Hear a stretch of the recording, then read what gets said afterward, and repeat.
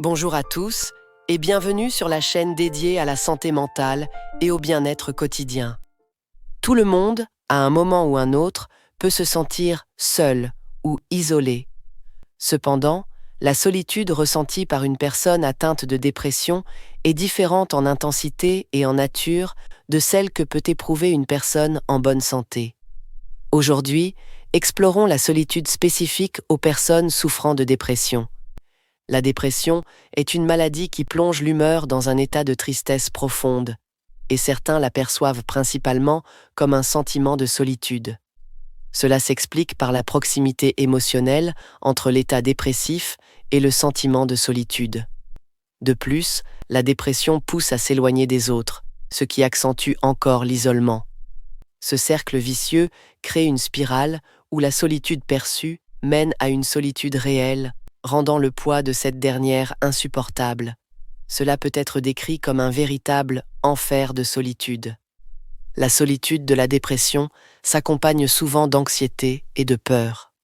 Certaines personnes ressentent des douleurs à la poitrine, des difficultés à respirer, ou font des crises de panique, craignant de mourir si elles restent seules.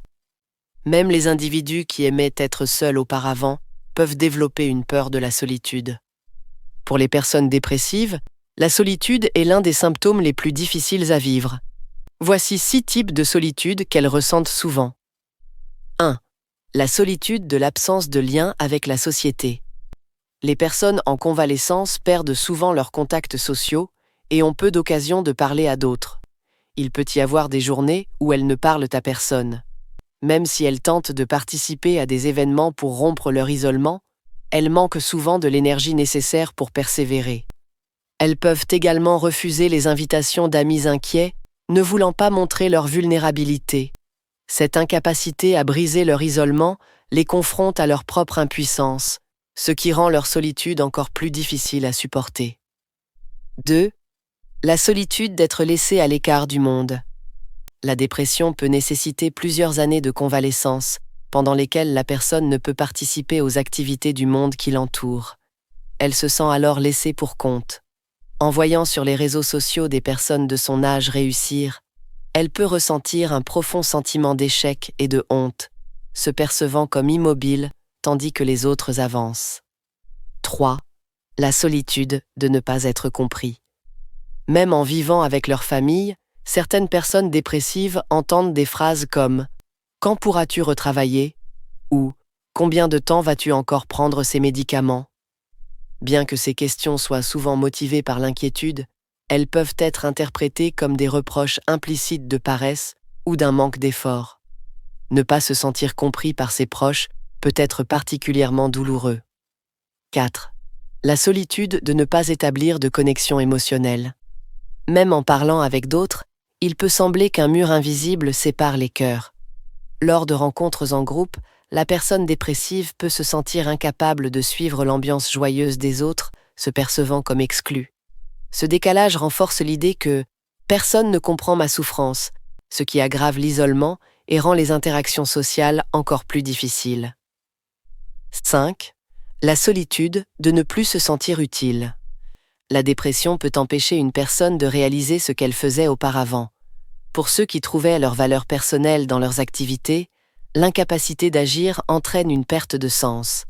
Par exemple, une personne qui était fière de son travail peut se sentir inutile si elle ne peut plus y aller. Une personne au foyer peut se sentir honteuse de ne plus réussir à cuisiner.